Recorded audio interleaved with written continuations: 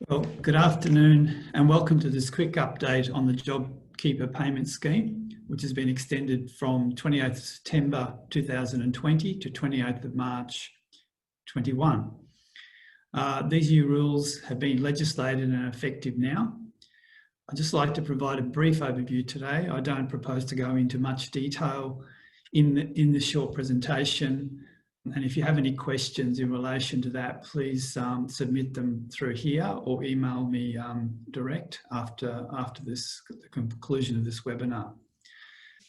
First thing to note is that unlike JobKeeper 1, the legislation prescribes two separate extension periods in this second version. Extension 1 and Extension 2. Extension 1 is from 28th of September to the 3rd of January. And Extension 2 is from the 4th of January to the 28th of March. So essentially, they've broken it down into two 3-month periods this time round.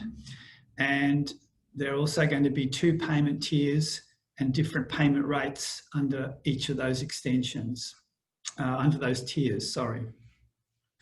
So the rate of JobKeeper in each extension period is going to also depend on the number of hours an eligible employee works or an eligible business participant is actively engaged in the business. So we're going to have two extension periods and two tiers within each of those extension periods.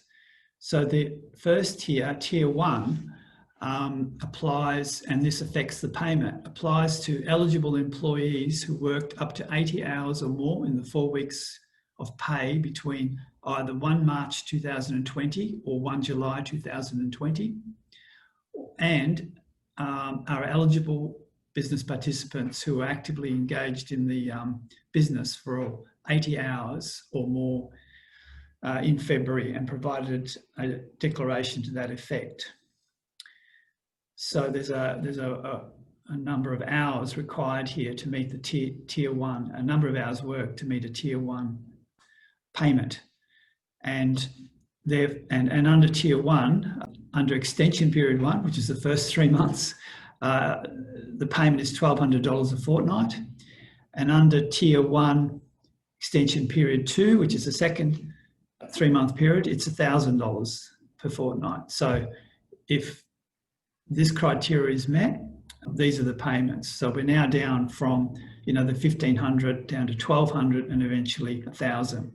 Under Tier 2, this rate applies to any eligible employee and eligible business participants. So there's no minimum hours to be worked as a criteria for that. And under Extension Period 1, under Tier 2, it's $750 a fortnight, and under Extension Period 2, Tier 2, is $650 a fortnight. So I know that all sounds a little bit, confusing, but the whole, idea of this is that they're phasing this down and reducing the payments down, and hopefully, obviously, coincides with the, businesses getting back to normal and being able to trade and pay their employees from there. The next thing would be that under just a little bit more detail in relation to each of these extensions. So as I mentioned, Extension 1 is from 28th September to the 3rd of January. And to calculate whether you're eligible for the payments on behalf of your employees, there are two tests in relation to the decline in turnover. The first one is the original test that was satisfied. And if you continue to meet that test, then you are okay up until the end of September, obviously. However, for the extension, you will now need to be able to show that the actual GST turnover, for the extension to apply, you'll need to be able to show that the actual GST turnover has declined in the September 2020 quarter relative to a comparable period prior to that, which is generally going to be the corresponding quarter in 2019. So we're now no longer looking at projected revenue. We've actually got to show that the actual turnover was less to a corresponding period. So unlike when we calculated the original decline in turnover test, You don't use the projected GST turnover for the relevant quarter being tested, you use the current GST turnover. And as I mentioned before, the rates under Tier 1 and Tier 2 are $1,200 and $750 if you qualify under this extension. Extension 2, which applies from the 4th of January to the 28th of March. Again, same tests as I mentioned before. There needs to be an actual decline in turnover for a quarter. Obviously, for extension 2, it's going to relate to the December 2020 quarter, not the September quarter, relative to the similar period in 2019. In other words, the December 2019 quarter. You can be eligible for JobKeeper Extension 2, even if you're not eligible for JobKeeper 1, Extension 1. So there's the opportunity to pick up in the next 6 months. But obviously, we don't want your business to be in that position come January next year. We obviously want to be coming off that side of it and trading normally.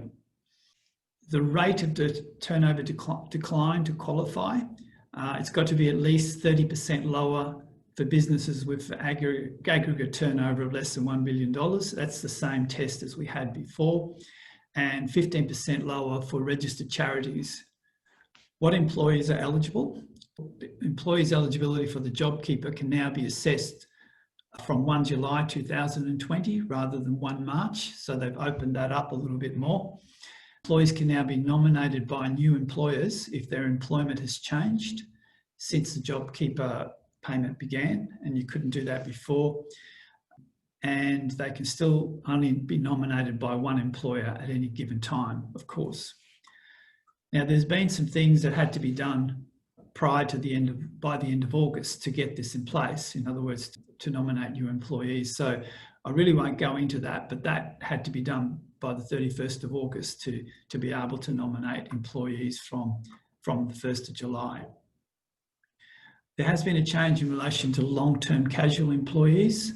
So previously under JobKeeper 1, they weren't eligible prior to the 3rd of August, but you can now use the 1 July test to reassess the employee's eligibility, and the test requires the employee to be employed on a regular and systematic basis for the period 2nd of July 19 to 1st of July 20. So what do businesses or non-profits need to do? From the 28th of September, you must work out if the Tier 1 or the Tier 2 rate applies to each of your eligible employees or eligible business participants. Notify the ATO and your eligible employees and what payment rates are going to apply to them. So in summary, during JobKeeper Extension 1, ensure your eligible employees are paid at least $1,200 a fortnight if you come under Tier 1, $750 a fortnight if you come under Tier 2. During JobKeeper Extension 2, ensure your eligible employees are paid at least $1,000 per fortnight and $650 per fortnight for Tier 2. And that's assuming you qualify under the 30% turnover decline test. Important that all BASs are up to date and have been lodged for prior periods. Otherwise, you have an issue there. We haven't got a comparable period to compare the turnover for the quarter.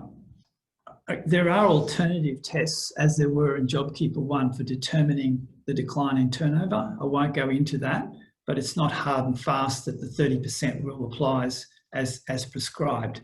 There's a possibility, given if there's change in business circumstances, a business has just started up, this kind of thing, there is some scope with that.